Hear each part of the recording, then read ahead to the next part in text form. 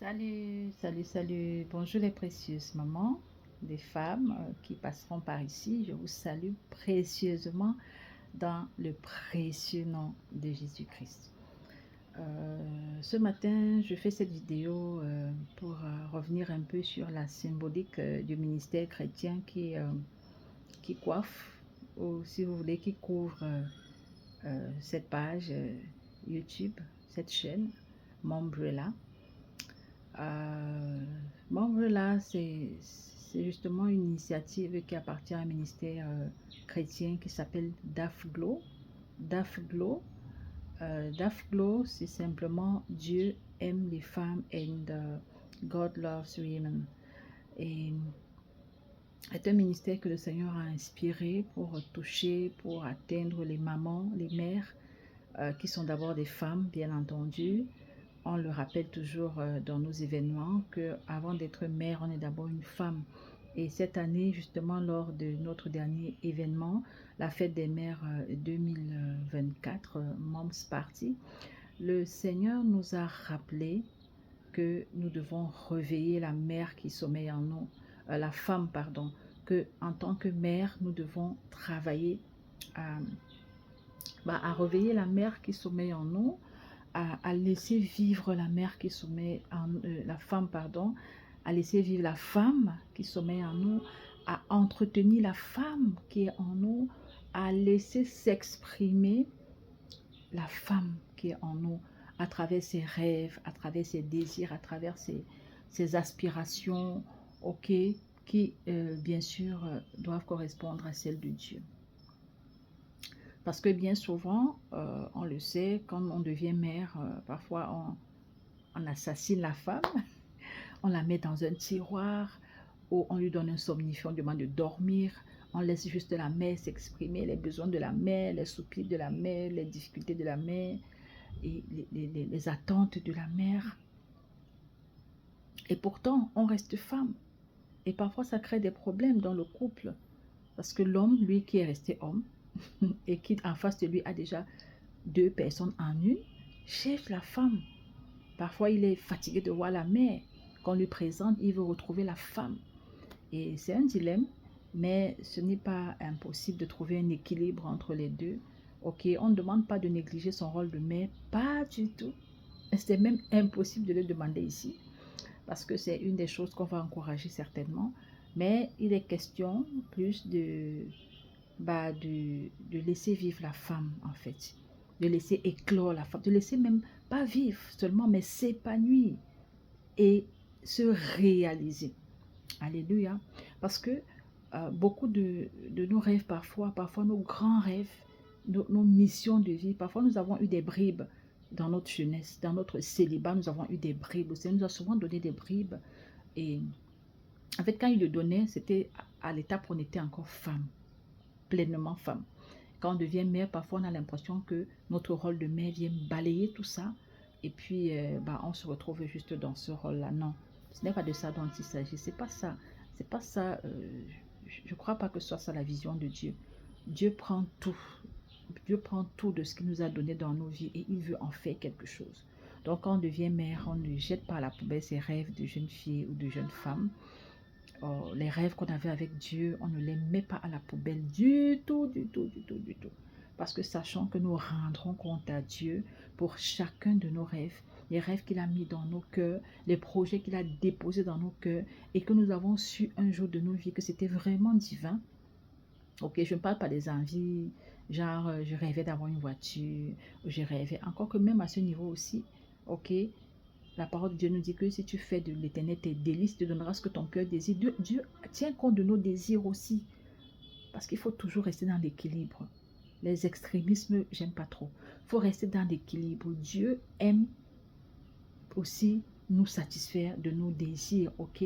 Mais priorité, faire de lui nos délices. Quand on trouve notre plaisir en lui, parfois, pas parfois, toujours, quand on trouve notre plaisir, on fait vraiment de lui la crème de notre vie. Il rencontre nos désirs vraiment les plus simples. Ce qu'on va même considérer comme banal et non important, le Seigneur va rencontrer ça. Ah, Peut-être tu rêvais d'avoir une certaine jupe rouge là avec un pli ici sur le côté. Le Seigneur va te permettre de trouver cette jupe-là. Le Seigneur rencontre, lorsqu'il se sent honoré dans nos vies, il vient combler même nos petits désirs. Cela fera peut-être l'objet d'une autre vidéo. Mais pour aujourd'hui, je tenais juste à rappeler, ok, qui est-ce que, pourquoi vous êtes ici et qui vous conduit. Nous sommes dans le bateau d'Afglo en fait. Dieu aime les femmes. Femme, Dieu t'aime. Maman, Dieu t'aime. Dieu aime la mère que tu es, mais il aime aussi la femme qui se cache derrière la mère. Et il veut que les deux vivent en une seule, c'est vrai. Dit comme ça a l'air un peu compliqué, mais au fond, non. Non, il faut juste faire la part des choses. Il faut garder sa féminité ou sa fémininité. Il faut garder son feeling de femme. Il faut s'entretenir. Je sais qu'il y a des temps de crevasses, des vallées et des monts. Ok, je le dis en considérant bien ces réalités-là. Parce que moi-même, à un moment, j'étais vraiment dans un brouillard incroyable où j'avais vraiment de la peine à prendre soin de moi et c'était allé dans tous les sens. Mais avec le temps, j'apprends que le Seigneur veut que nous prenions soin de nous. Il veut que nous ayons une apparence pas extravagante, ok, mais que nous donnions envie, en fait, que nous rayonnions, que nous brillions. Voilà même le mot qu'il avait utilisé. Quand il me parlait de cette vision, il m'avait dit, en fait, je veux que les mers brillent. Je veux que les mers brillent. Et ça, on peut le voir dans le texte d'Ésaïe 61, hein, justement, qui est un de nos versets fondamentaux qu'on a ici. Voilà. Lève-toi, sois éclairé, d'accord, car ta lumière arrive. Ta lumière arrive. Mais il ne faut pas qu'elle arrive éternellement. Elle doit venir. Tout ce qui arrive à un moment vient. Donc il ne faut pas que ce soit arrive indéfiniment. Elle doit arriver et se manifester en réalité. Donc briller. Lève-toi, sois éclairé, car ta lumière arrive et la gloire de l'Éternel se lève sur toi. Alléluia. Voici les ténèbres couvrent la terre et l'obscurité les peuples. Oui, c'est ça. Il y a les ténèbres partout, le mal s'accroît, c'est difficile. On a l'impression parfois, on se dit, mais nos enfants vont même trouver quel héritage moral. Il y a les ténèbres, l'obscurité couvre les peuples, mais sur toi, l'Éternel se lève. Sur toi, sa gloire apparaît. Apparaît. Apparaît. Apparaît pour dire que ça doit être visible. La gloire de Dieu doit être visible. Ok, pas dans les bijoux chers forcément, pas dans les attraits, les habits brillants, avec les paillettes et tout. Non, pas ton caractère certainement, mais aussi pas ton apparence. Ok, si tu veux, porte un foulard, couvre-toi complètement, mais sois propre, sois joli, sens bon. Ok, le Seigneur aime les parfums, est-ce que tu le savais? Le Seigneur aime les parfums. Le Seigneur aime le parfum, les bonnes odeurs, le Seigneur aime. C'est pas un être humain qui a créé les odeurs, hein. C'est le Seigneur, c'est lui qui a mis le parfum dans les fleurs. Et c'était pas par hasard. Il a juste accordé l'intelligence à certains d'aller exploiter ça pour faire des senteurs. Le Seigneur aime les bonnes odeurs. Mais je tiens compte aussi de la pluralité, comment dire ça, de la diversité des personnes. Il y a des personnes qui ne supportent pas, il y a des personnes qui n'aiment pas, il y a des personnes qui, c'est pas leur truc. Mais au moins, si tu n'aimes pas les parfums, sois propre alors. Sois propre pour ne pas avoir des odeurs corporelles qui remontent. Si tu n'aimes pas les parfums. Mais si tu n'as pas de problème avec les parfums, alors sens bon. Sentons bon. Le Seigneur aime les bonnes odeurs. Il veut que sa gloire transparaisse. Sa gloire, c'est tout ça en fait. La gloire du corps, la gloire de l'âme, la gloire de l'esprit. Les trois. Et je tiens encore à préciser que quand je parle de la gloire du corps, ce n'est pas l'extravagance. Il ne faut pas aller dire que maman Mina dit que vraiment je dois briller. À partir de maintenant là, si ma robe n'a pas les paillettes, je ne porte pas. Non, oh pardon, please. Ce n'est pas ça. C'est dans la simplicité. La parole de Dieu dit que nous devons être sobres. Notre valeur, ce n'est pas dans ces choses. Mais soyons propres, soyons présentables, donnons envie. Ok, ne repoussons pas les gens parce qu'on est devenu chrétienne ou alors parce qu'on est devenu mère, on est devenu comme une grand-mère en fait. Non, que le Seigneur nous accorde sa grâce vraiment, qu'il nous aide à trouver un bel équilibre entre tout ça. Et voilà où nous allons. Le Seigneur veut que nous brillons.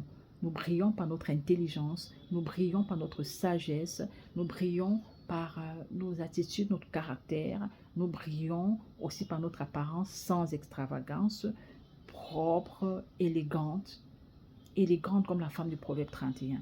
J'aime beaucoup le verset où il est dit qu'elle était habillée de fin lin. Ayons cette finesse, ok, dans l'agencement des couleurs, dans le feeling, dans l'élégance, en fait. Et on peut être élégant dans de simples choses. On peut être élégante avec des choses tout à fait simples. Ok, voilà. Je reviendrai dans une autre vidéo pour nous parler de la symbolique des couleurs de notre logo. Ok, vous avez dû voir ça sur nos affiches. Voilà le logo de Dafglow. Voilà, vous avez vu. Les trois couleurs sont les trois couleurs qui constituaient le thème de nos vêtements ou de notre accoutrement du 26 mai passé. Le rose fuchsia, le bleu nuit, le rose fuchsia et le jaune or. Ce ne sont pas des couleurs choisies au hasard, ce sont des couleurs qui symbolisent des choses précises que le Seigneur nous a inspirées. Ok, voilà. Voilà. Et je peux même le faire rapidement. Hein. Je peux le faire rapidement. Quand le Seigneur a inspiré ce logo, c'était que le bleu nuit symbolisait qui nous sommes en fait, en tant qu'être humain, avec nos limites, avec nos faiblesses, avec tout ce qui peut avoir de sombre dans nos vies. Et je précise que ça ne veut pas dire que la couleur bleu nuit, c'est une mauvaise couleur. Oh. Non, ce n'est que symbolique. Le Seigneur est également le créateur des couleurs et toutes les couleurs sont intéressantes. Ok, voilà. Le bleu nuit symbolise donc l'état dans lequel le Seigneur nous trouve. Ok, en tant que mère, dans quel état tu es quand tu es encore peut-être dans le brouillard, dans tes limites, dans tes choses. En tout cas, c'est l'état où le Seigneur te trouve. Ok, le Seigneur vient à ta rencontre, tu l'acceptes, tu commences ton chemin avec lui. Ce chemin que tu commences avec le Seigneur, là, tu essayes, en fait, tu te diriges vers le rose fuchsia. Parce que c'est par ordre. Bleu nuit, rose fuchsia, jaune or. Le fuchsia, c'est le temps de transformation où tu permets au Seigneur de te transformer, de te modeler, par sa parole, de briser les barrières en toi, de secouer, tu secoues la poussière en fait, ok? Vous vous souvenez de ce verset aussi d'Ésaïe 52 qui constitue également, ça c'est le processus dans lequel le Seigneur veut bien nous amener. C'est le processus, voilà le verset. Ésaïe 52, verset 1 à 2, où il est dit réveille-toi, revêt ta parure, Sion, revêt tes habits de fête. Waouh, le Seigneur veut qu'on soit bien dans notre apparence. Jérusalem, ville sainte, le Seigneur veut qu'on se sanctifie. Alléluia. Car il n'entrera plus chez toi ni incirconcis ni impur. Séparation avec tout ce qui est bizarre et qui ne plaît pas à Dieu. Secoue ta poussière, lève-toi. Waouh. Détache les liens de ton cou et tout ça, ça rentre dans le travail du rose fuchsia. Le Seigneur veut embellir nos vies. Le Seigneur veut embellir ta vie. Le Seigneur veut changer ton histoire. Mais pour ça, ça passe par la transformation. Le Seigneur veut donner de belles couleurs à ton histoire, à ton corps, à ton âme, à ton esprit. Tout cela passe par l'intimité avec Dieu. Tu ne peux pas y arriver sans intimité avec Dieu. Je dis non, tu ne peux pas aller en profondeur. Tu vas briller à la dimension où Dieu t'attend si tu n'as pas d'intimité avec Dieu. Et finalement, quand tu réussis, quand tu permets au Seigneur de transformer ta vie, ton caractère, tes émotions, la gestion, de tes émotions, à t'apprendre à lui ressembler dans les petites choses, dans les réactions, dans les décisions, dans la vie de tous les jours, progressivement, tu vas vers cette gloire qui doit se lever. Et la gloire de l'Éternel se lève sur toi. Et quand ça brille, c'est jaune or, c'est waouh, c'est l'or, ça brille là. L'or a été travaillé parce que l'or, quand on le prend dans son état brut, il n'est pas agréable, hein? Ni à voir, on n'a pas envie en fait. Mais quand il passe par le feu, les épreuves de nos vies qui servent également à travailler cette image de Christ en nous, finalement, on parvient à ce que la gloire de l'Éternel se lève sur nous. Waouh, magnifique. Voilà où nous allons. Voilà où nous allons. Le Seigneur m'a dit, je te mets en mission pour aider les mères à rayonner, à briller. Qu'est-ce qui t'empêche de briller? Il faut identifier déjà dans ta vie ce qui t'empêche de briller et travailler dessus. Si tu as besoin de prière et de soutien dans la prière, tu peux nous écrire et nous prierons pour toi. Nous plaiderons avec le Seigneur pour toi, afin que les barrières soient cassées, afin que les chaînes tombent, les liens de ton cou tombent, afin que la poussière, mais j'aime l'impératif que le Seigneur utilise, secoue ta poussière. En fait, il y a pas quelqu'un d'autre qui le fera mieux que toi. Parce que parfois, on attend le changement des autres, l'influence et tout ça, on attend des autres. Mais en réalité, personne n'aura cet impact dans ta propre vie que toi-même d'abord, en fait. Le travail qu'il y a à faire, on le fait soi-même. D'abord, on se met au taquet. On ne va pas attendre que les autres prient pour nous. On ne va pas attendre que notre pasteur ou maman pasteur prie pour nous.